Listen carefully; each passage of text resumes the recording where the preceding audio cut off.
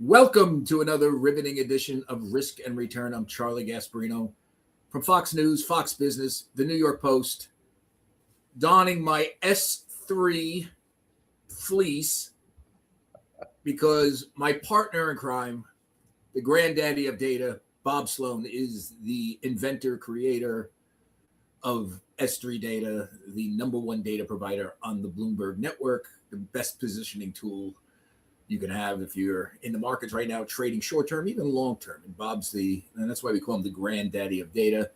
We are going to get into some of Bob's data points in a bit, but we would be remiss not to point out at the top of the show, Bob, that the market was down 1,000 points plus. The Fed held interest rates steady, which I guess intuitively I thought was bullish because he's not raising rates. And it's sold off anyway. No unpack this a little bit for our viewers because you know this stuff better than anybody. Yeah. I mean, he repeated the 2% guidance, which is very strict, right?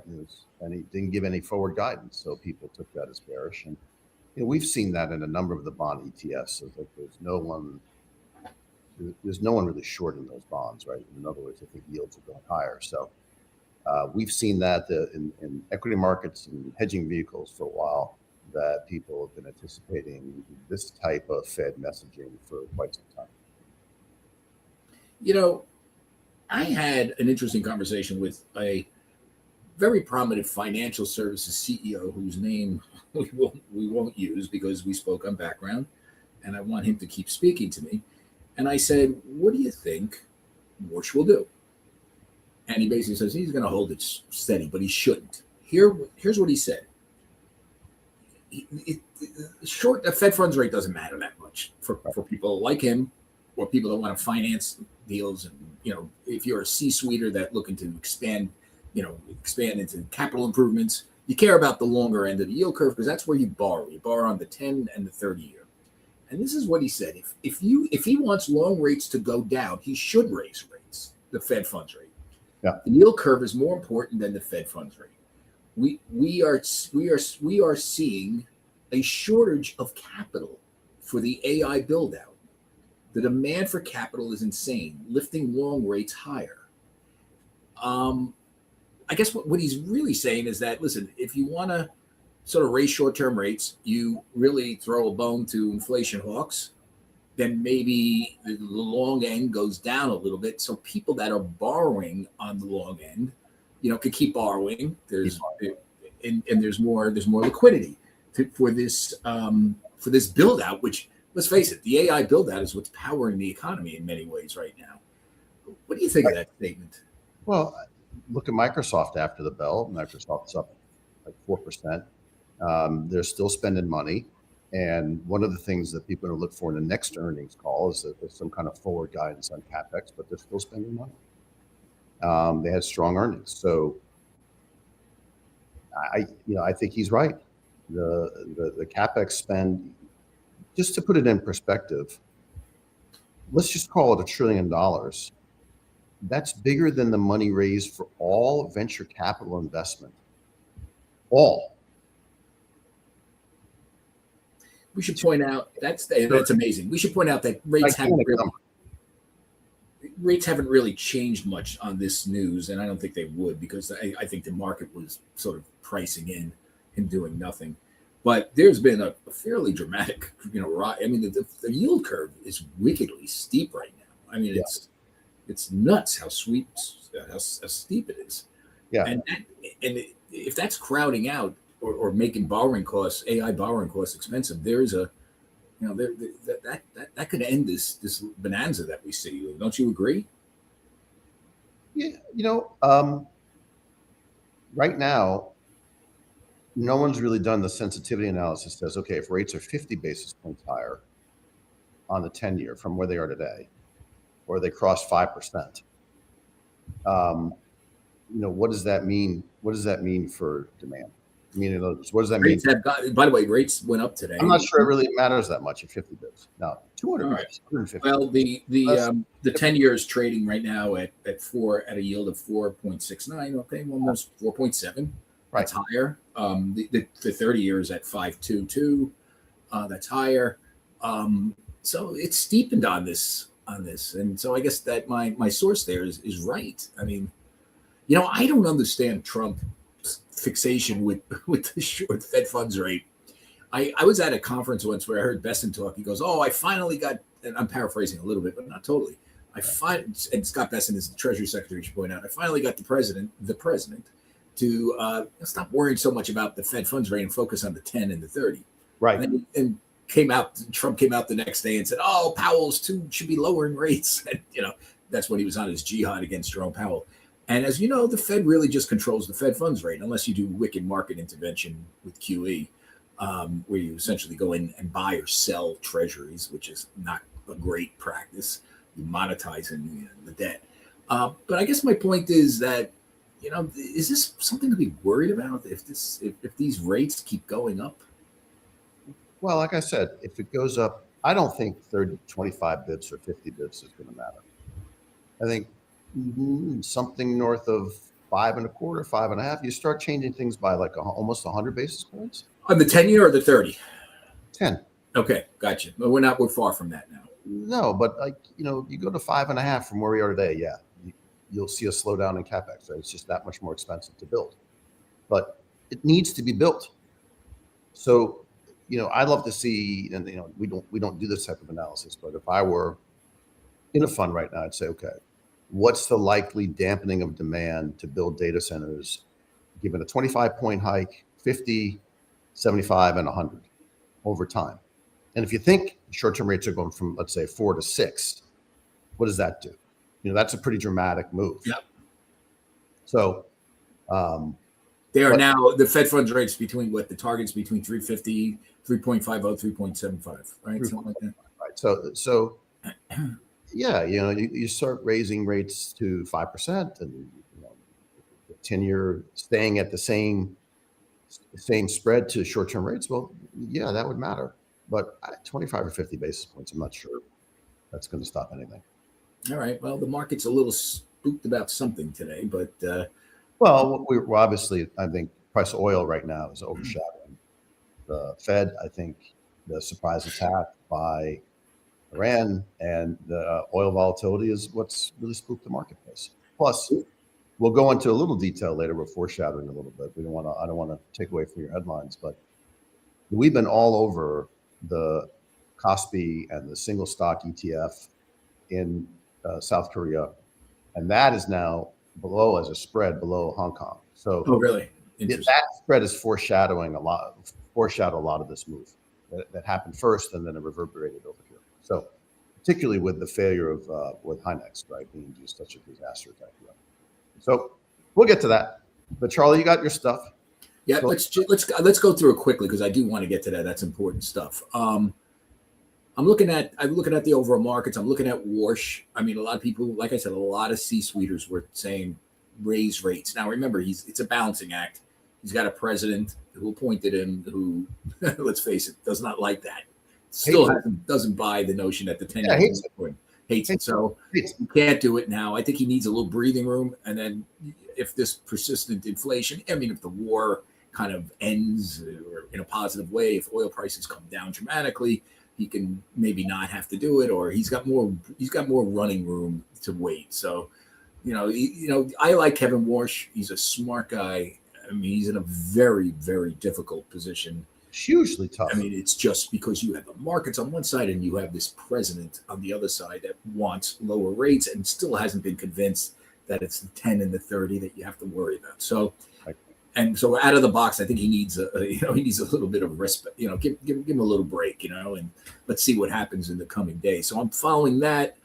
I'm also following Mr. Mondami's little list of people that own pied-à-terres or second homes that are worth more than $5 million. Although the numbers are all over the place. Some of these houses that make this pied-à-terre tax or homes or dwellings, I guess is the best way to put them, that make this tax, that is a higher tax, second home if you live outside the city, are not quite $1 million homes. They're $5 million homes. They're like in the $1 million range, just based on what type of dwelling they are. It's a little complicated, but mostly it falls under $5 million and up. And he recently published everybody's name. I'm surprised you're not in there, Bob. No, but you live in the city, so you can't be there. But I mean, listen, Donnie Deutsch was in there. I read my buddy Donnie Deutsch. Well, a lot of people are in there. The tax rolls are public record. If you really determine name and address, you don't can. don't make it easy for wannabe Louisians. You've had a personal experience with that. Well, yeah, I mean, I think I told you about this. I was during the financial crisis, and just so you know, I reported about people who were about to lose their jobs because Wall Street.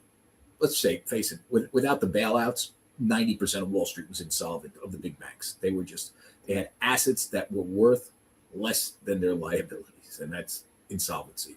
Maybe J.P. Morgan wasn't, because Jamie Dimon had the foresight not to totally jump into the subprime mortgage lunacy, right? Not totally. I mean, he was in there, and they paid some. They had to pay some stuff.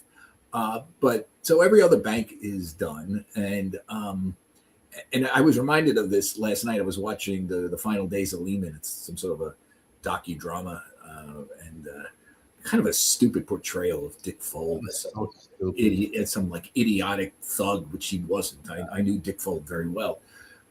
He was actually a pretty smart guy. I mean, just made mistakes like everybody else. But so I'm covering this. Obviously, a lot of Wall Street people don't like it. They don't like my reporting. I've never had death threats before until that time. And this imbecile from the Greenwich Times or something, publishes a story where it says where I live. Now, I know the person's excuse was, you can find that in the phone book or wherever online. But I made the case to them that why make it easy for someone to say, here it is. Have a few drinks.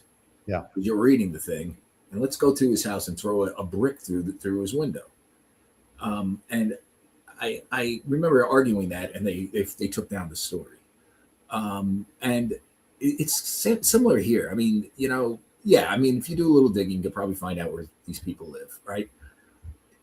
Just putting it out there for everybody to look at, particularly this guy, particularly his audience. The mayor's audience are radicals. I mean, let's face it. I mean, he is part of the DSA. They talk about confiscating wealth from white people and homeowners. I mean, they're just. If you want to listen to the DSA platform, go online. And one of my colleagues interviewed the head of I saw that. One of my colleagues on Fox News, on Fox News Sunday, Shannon Breen, did an interview, and she just asked really good, simple questions. And this person just said, "Yeah, we want to take away property. Yeah, open borders. Yeah, everybody on welfare. I mean, just on. Wait. Yeah, let's blow up the presidency. Yeah, let's get rid of the Senate. Let's get rid of the Supreme Court. Let's get rid of so what takes its place? Well, they're communists, and they want they want Marxism. So my point is, by publishing people's names, you've essentially created, and the Post has coined this term, not me, an enemies list of people that are. It reminds me of that scene in Batman, right? One of the Batman with Bane. Remember the whole thing with Bane and the mock court that he had, where you had to go in there and prove why you shouldn't die, but because you're already guilty, and then they always executed the person. Played by the great Tom Hardy, by the way. Yeah, it was a great scene. It was great movie, by the way. Tom Hardy was amazing. Amazing. The judge in the movie, I don't know who that was, but he was just. He reminds me of these DSA guys. I mean, all of them, just the radicalism, but so you're giving people sort of a list and a sort of map to find their enemies. Well, but aren't these people the very people that need to fund New York City? Well, that's the whole thing. I mean, Bob, this has always been a financial story as I'm concerned. The business community is going to fight back. I'm reporting that in the Post today. They're going to take efforts to try to create lists, mobilize people to elect non-DSA candidates, which they should have been doing a long time Long ago. time ago. But they're doing it now. I talked to Steve Fulop, the head of the New York City partnership. That's exactly what he's doing. That's someone we should get on the air, and I think he will do us our podcast. And the other financial story is, who wants to own New York City municipal debt in this environment? Now, here's the thing: in reality, it should be a big, great time to buy New York City municipal debt, right? Because taxes are going up. It's triple tax free. It's a check. Muni bonds is a tax shelter. But guess what? People are selling, and they're selling because it's only a tax shelter if you think the mayor is not looking to blow the place up. And he's making noises like he wants to blow the place up. So as I've been reporting, prices are going down. Yields are rising on these New York City munis. And it's pretty damn scary. Well, one of the things I think these folks are going to get introduced to is jump risk, which is, for those listening, it means basically how far do yields have to rise before they settle in. And what happens in jump risk is that, let's say that yields go from 4%, triple tax free to 6. It doesn't mean at 6 they jump back in. It just means it can go to 6. So I don't think folks really understand what they're doing when they actually release a list like this, because the very people that buy those are all the people that might buy municipal debt are the very people that you're saying, are you got mail, and they're going to say, guess what? You got to come to market to me to buy your paper. Right. So just so you know, if you live out of town, you don't get the break on the city side of the tax, but you get this. You get the other stuff. Like if you're a New York resident, you can, like, say you live in the Hamptons or Westchester, and you have a pet-a-terre, you get the double tax. So I mean, it's very stupid. And if you live in Florida, you get single. It's still not a bad deal. It's still tax free, right? It's still correct, right? And it's kind of, in the past it was low, like extremely low risk. So it's really dumb. We'll leave it there. I want to put a cork in that for now, because we're going to keep coming back to this, because I am tracking this daily.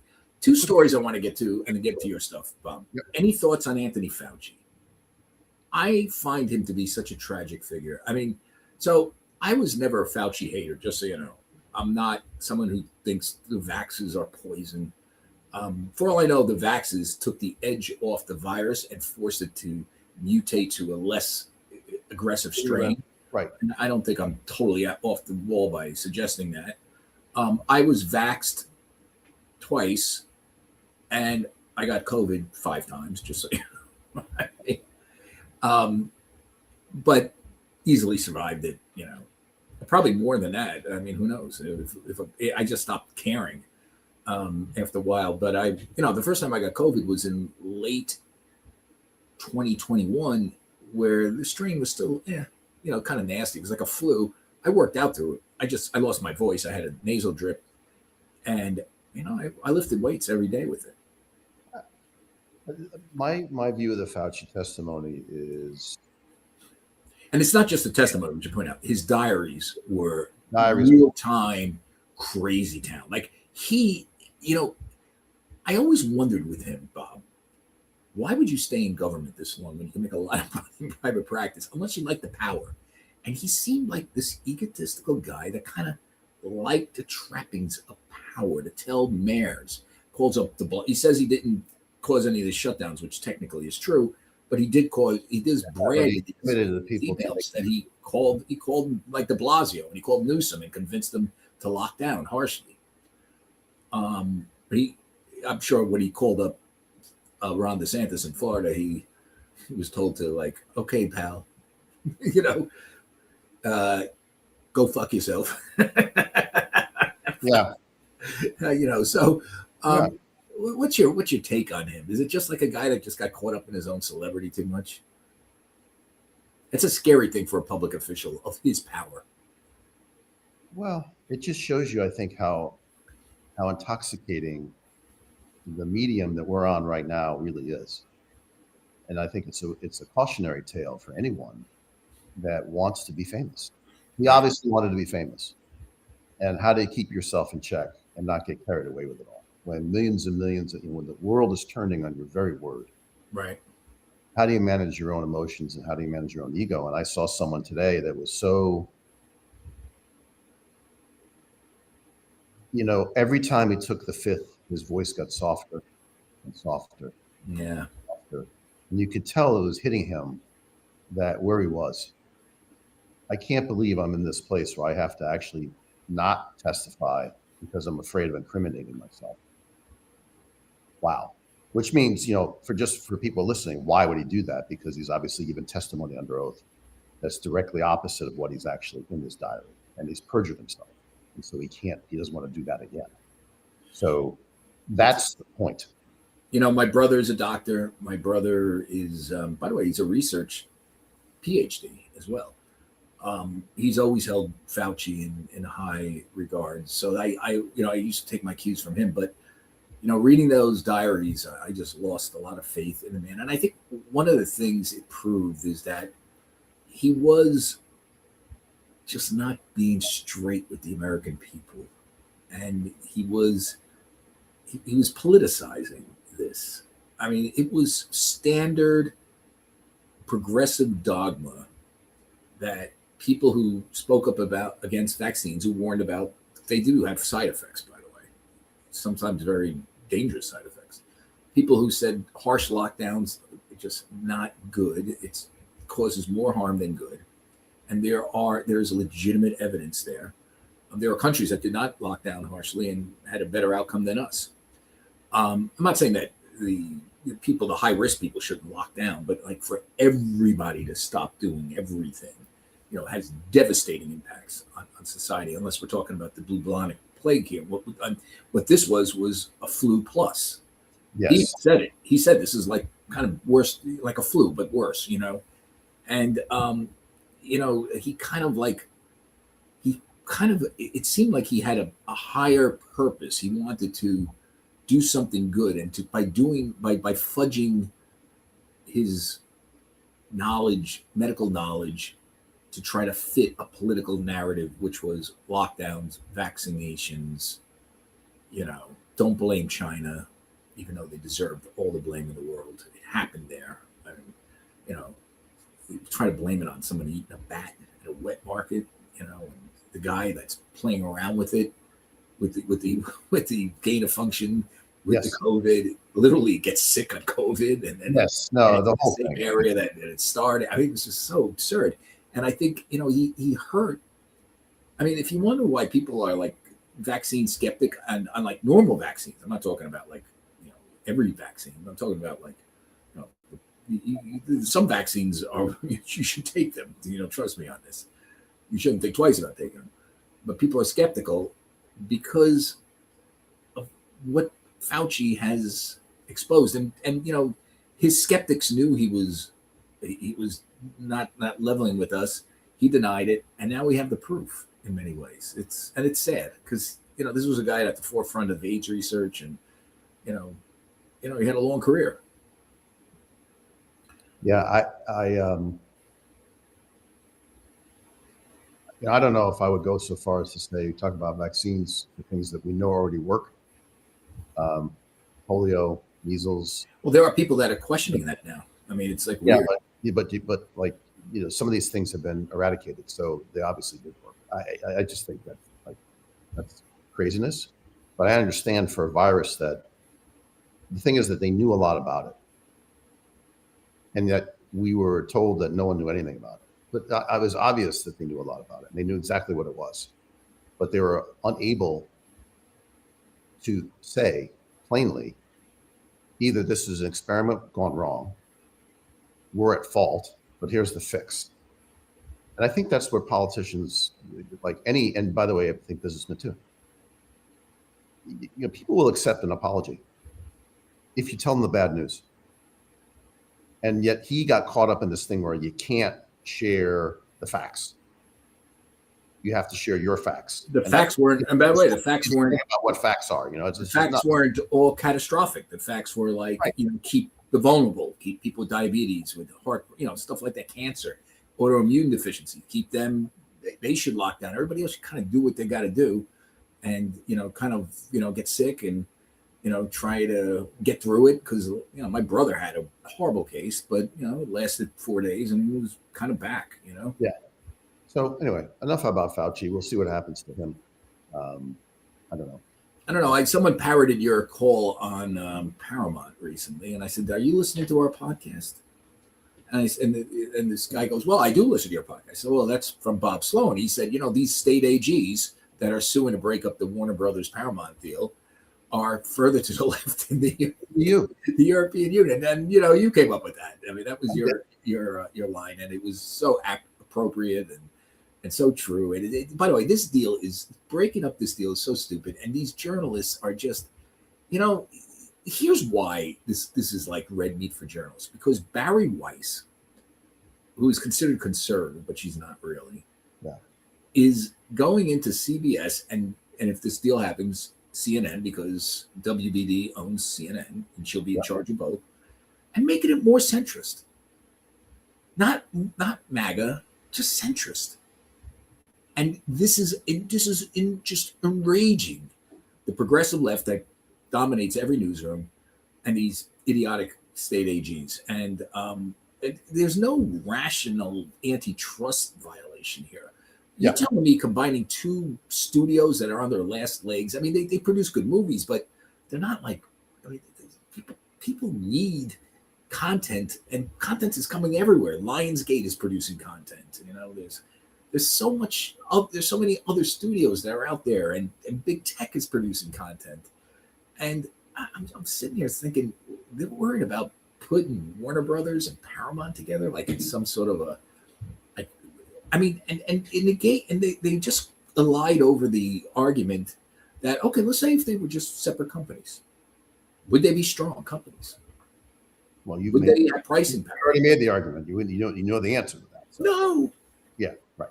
It's so stupid. It's political. And it's all about Trump because Trump is friends with Larry Ellison too. There's part of that.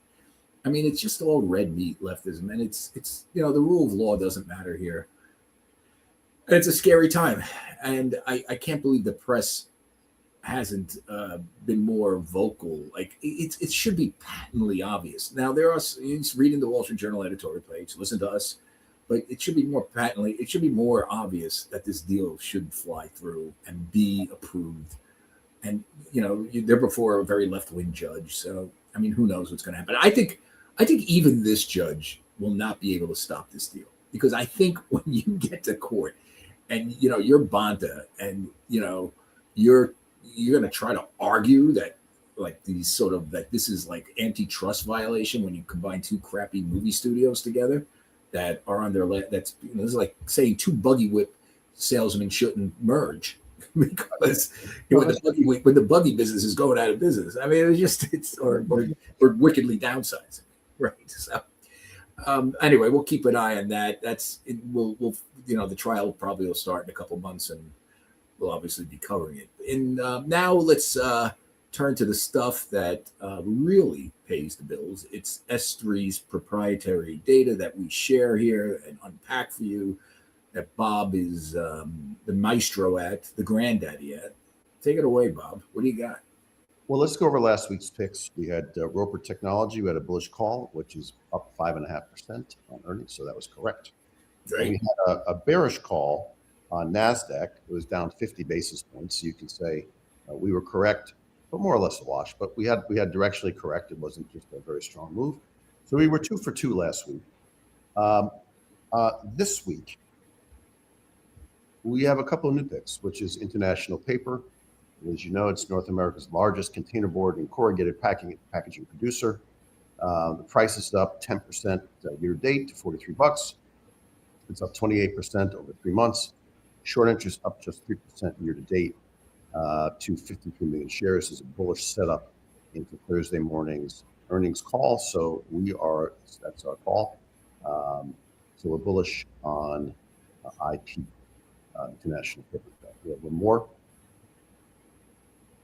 which is Regeneron Pharmaceuticals. REGN is the symbol. It's the biotech behind the Eylea for eye disease and Dupixent. Anyways, it's got a lot of blockbuster broad allergy applications with Sanofi. Sounds like something I need. I use their stuff too. The pollen's been terrible this year. It's a bearish pick. We got the price down 9% year to date to $701. It's near 52-week low. Short interest is up 42% year to date to 4 million shares. So we have a bearish setup into Thursday morning earnings.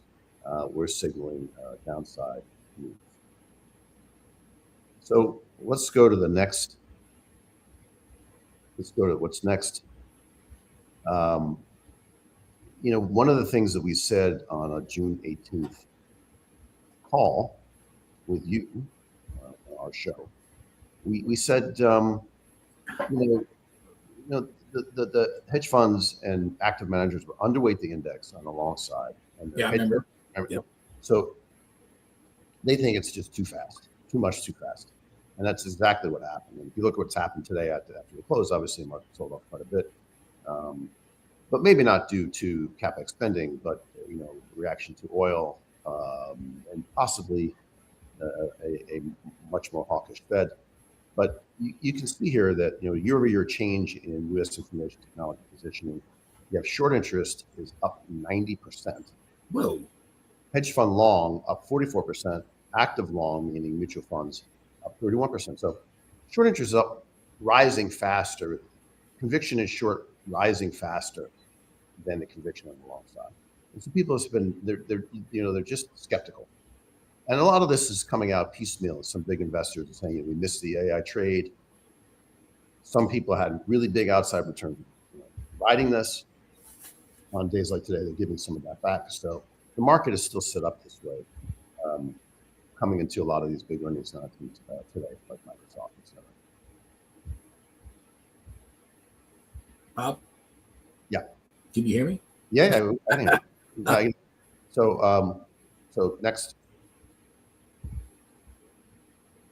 And as we talked about, this is a kind of interesting slide. So if you're looking at information technology, it sits about 4.5% below index weight on the long side, while its short weight tracks the index. So it still has the same trade, right? It's skeptical. It's the widest long-short gap in the panel. So you see all the way up on the upper right-hand corner. Healthcare is the mirror image. It's overweight long at 14.6% against 9.3 cap rate. So the most crowded trade is in the healthcare sector, and it's interesting because that's where the most jobs have been created. How much of that is interest rate sensitive, oil sensitive? Now you would think the most overweight would be AI. Correct, but it's not. Interesting. So this is something as we expanded our data set to include the long side and then do the same thing. People know us for short interest, but now we're also producing daily short interest numbers and also positioning numbers on a daily basis. You can see how the market is set up. You're not guessing anymore whether or not investor types and cohorts, how they're actually reading the marketplace. So what does that mean? It could be a sell-off in this. Well, yeah. So as the last slide was that the shorts were right, they continue to be right, and that's the same thing. You're not seeing a shift in active longs being at index weighting. It's below the index weight, but you're seeing the short basically being at index weight. So what does that tell you? It tells you people are a little bearish. Yeah. They're not bullish. Whereas healthcare, it's just the opposite. You have longs being over and above the index weight. Well, can I make a suggestion that maybe this is a recession play? People, with the 10-year and the 30-year spiking, sure, that people think healthcare is the one place that might be safe if we hit a recession. Could be, but more likely it's just that is where the jobs are being created in the economy. That's where job opportunities are. That's where people are actually getting hired, and so it's good for those companies in the healthcare sector. And there's obviously AI in healthcare too, right? Because the unleashed potential of using, better probabilistic models in telecare health, in drug development, et cetera, could save these companies billions and billions and billions and Sure. billions of dollars, right? In terms of development cost and also speeding things up. Yeah, there's all these different things that are built in. So it's all those things. Probably a less risky way of playing the CapEx spend of AI, but doing it in a way that has the tailwind of the overall economy behind it. Well, All right, next slide. This is one of my favorites. Look at the short interest trend for SpaceX, and SpaceX knows is a satellite company that has Starlink, et cetera, that just launched at $1.5 trillion launch, got about $2 trillion. The stock is down 42% from its June 16 high, and the notional, meaning the amount, not number of shares of short interest, stands at about $24 billion. It's about 32% of the float. And Q2 earnings hit on August 4th, right? 2 days later, the first lockup frees up about 911 million shares, right? It's more than the entire public float becomes free to sell. So the shorts understand that they're not waiting for the public float. They've added 37 million shares. So if you count the amount of shares created by the short selling community, it's a lot, but it's not 911, right? So it's the highest build since the listing. It's very new. You're seeing people are making a lot of money on this trade, shorting SpaceX. But much more interesting when you take a look at SpaceX short interest is larger than Tesla in dollar terms. Right. So if you look at the bottom, the black line is SpaceX, blue is Tesla. Now you got to remember, Tesla is in the S&P. It's in every index, right? So for SpaceX, which is not in the S&P and is being staged more or less into NASDAQ, for it to be shorted this much and does not have the ability where you're shorting an index, you're shorting the stock. That's not in that number because it can't. Interesting. So it's telling you that people are just massively bearish on SpaceX. They got their asses handed to them on shorting Tesla, famously. Our buddy Jim Chanos was out there and had it. But took people out. I mean, look, these things can and will. They are widow makers, as they like to say. It can take you out, but that's not to say that short sellers are not making a lot of money in the interim, because they are. Right. I mean, I'm sure Jim made some money in the interim before Elon got his act together, and he did. One thing, that's why I think short selling is such an appropriate market play, and it's just good public policy, short selling, because it alerts companies to the problems that they face. Now, it's funny you should say that, because our experience has been in our business that the investor relations folks at companies, we don't charge a lot of money. I mean, for some of these companies, it's not even like their Uber bill. It's like 1/100th of their Uber bill. And yet they go to the CEO and we say, the short interest in your stock's going through the moon. There's a real knowledge gap between the corporate community and the investment community. The investment community, we do a lot of business with. They get it. The corporate community just does not. They're not turned on to this. They don't look at it and say, well, they look at short selling as the devil, and they do, and taking their company out. The problem, right? If you're a good manager, you should want to know the negative news about your company. I know. I was at a conference once with Joe Nacera, the longtime business journalist. Do you know Joe? Yes. Yeah, he's a really smart guy. And Joe mentioned, and I laughed at him at the time. This is almost like an apologia from my standpoint, that companies should, remember Herbalife was being shorted by Ackman. Yep. that Herbalife should have brought Ackman in and said, okay. 100%. And I was like, come on, really? But Yeah. kind of right. Now, amid all Ackman's pressure, I mean, I'm sure they got their act together.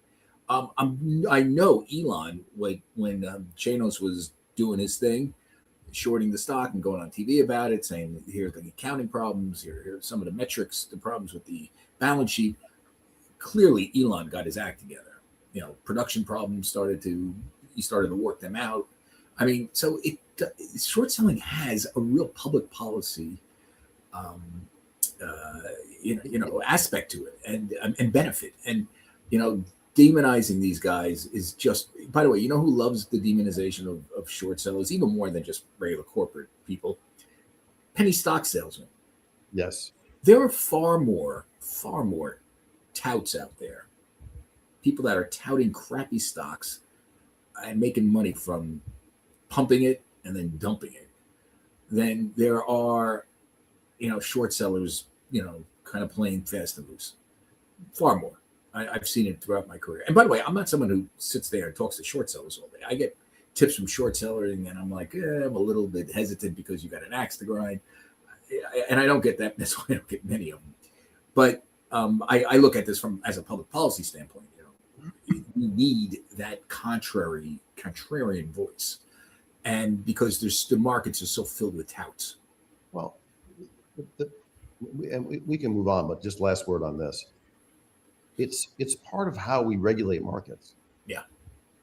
The SEC only has like $1 billion budget, maybe $2 billion. It's not a lot. I mean, the technology budget of one firm on Wall Street dwarfs the amount that we spend on regulation. You can say that's right or wrong, but the informal role of the market itself, negative bets, and the research behind it takes way longer than on the long side. And because the risk is way much more. Generally, in study after study after study after study, often commissioned by the SEC, you can look this stuff up. They tell you that, like 9 times out of 10, the claims are correct. So if you're management and you don't want to hear something that's negative about your business, what type of manager are you? You're not getting the feedback that you want. That's a whole different thing. Next slide. So this is really interesting. FICO, we were talking about interest rates. One of the reasons why you want that CEO's comment about managing the yield curve to be correct is because it is hard right now. Home sales are sluggish, and you want to bring down the long end so that you can make home ownership affordable, given the inflationary pressure that people are feeling, right? And given the fact that oil is high. And, no one's really made the case yet that I'll take $5 oil and we'll help you if we can denuclearize Iran, because that's the trade-off. If you just said it that plainly, I think people would say, yeah, I get it. But it also won't last for $5 for forever if you forever, but no one's making that case. Okay, that's fine. But one of the more interesting things is Fair Isaac, which is the FICO score, right? It's a $31 billion analytics company. Everybody knows what the FICO and credit score. It's been the standard for basically how every mortgage is decided. If you're 700, 750, 550, 800, whatever you are, that's a key input for how loans are made. What's interesting is that they lost their GSE mandated exclusivity when Vantage Score 4.0 won federal validation. The stock's down, by the way, after the close about 13%. So you can see here, shorts have more double their position into the re-rating, or into the fact there's going to be more competition. But they've got a little to show for it, right? Because you see, the price has bounced a little bit. However, on the close today, you're going to see that is going to dip quite a bit. So short sellers are going to be rewarded here. Price is up 50%, but it's off 15% or more as we speak right now. So this was something we thought, given the earnings today, we'd show you that there's a high conviction here pre the announcement of earnings that there was going to be some issues with the company. All right, that's interesting. Yep. And then we can go maybe one more. Absolutely. Yeah, we can skip this. We already covered this in the intro. Which was what? We talk about bond ETFs and how there's been a little shorting. People are expecting higher yields. It's basically the story. Yeah, I mean, I think that's worth getting into just a little bit, because a lot of our viewers kind of tap into bond ETFs to play the market. They've been getting crushed along, which obviously so, because rates are going up. I do think, though, Bob, that this rate play is interesting, because it seems to me that if there's one thing that could cause a recession, is much higher interest rates, which are very possible. Don't you think?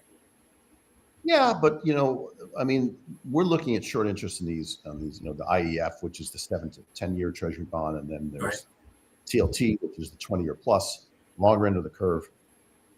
The short interest has either been flat, right, or way off. That's interesting.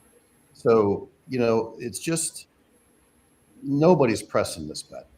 All right. Against yet. Yeah, you can see that. I mean, you just look at the TLT. The blue line is the short interest. It's just it fell, and now it's been flat for the last since March, basically. The same thing with the IEF. It fell, and it's more or less flat. So there's not been a lot of activity or any conviction in shorting these bond ETFs. All right, let's leave it there, because with a question mark. We'll leave it there with a question mark. We'll see what happens. But we're not a lot of activity. And then lastly, this is something we've been talking about for quite some time. And there's been a front page story in the Wall Street Journal today about single stock ETF with Hynex, which had their IPO and had a disastrous listing. Market sold off like $400 billion. And some of these single stock ETFs in South Korea have really exploded in the face of the holders, and it's problematic because it's been such isn't that like a contradiction in terms? And it is. It's the most, honestly, it's like the craziest thing I've ever heard of. I remember I covered a hedge fund manager back in the day when I was at a mutual fund manager when I was at the Wall Street Journal. I was covering mutual funds, who invested in like one stock, and then he wrote it up. He was got great returns, and one day the thing blew up, and he was out of business.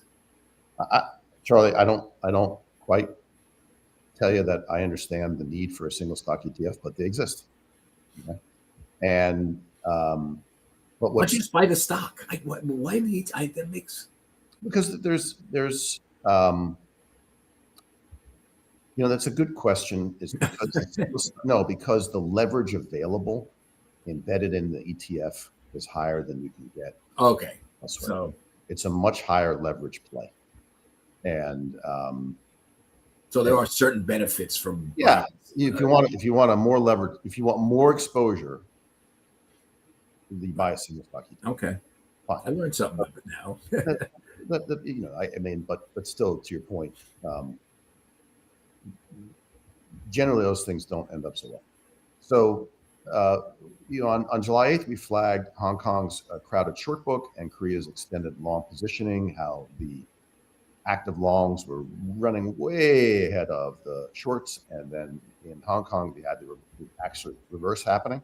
And so you had the spread between the Kospi because of the Samsung and Hynex. That was in July 8th. And we said, this is a really interesting trade to look at. Eventually, these things cross. Murmurings of Chinese intervention and stabilization trends versus just an over-levered and very, very, very hot Kospi, and lo and behold, you've seen these things cross. All right. So if you're short Kospi and long Hong Kong, like we said, that was a pretty good trade. And that's what the data told us. We're not recommending people do that, but we see these things, highlight them, up to you to do what you want to do. We don't get paid for investment advice, but the data sometimes is so strong, you have to just call it out. Uncompromising, objective data is what the market needs. and it's what S3 Partners does on a daily, actually a minute by minute basis. I've been to the headquarters. Those guys are working around the clock over there.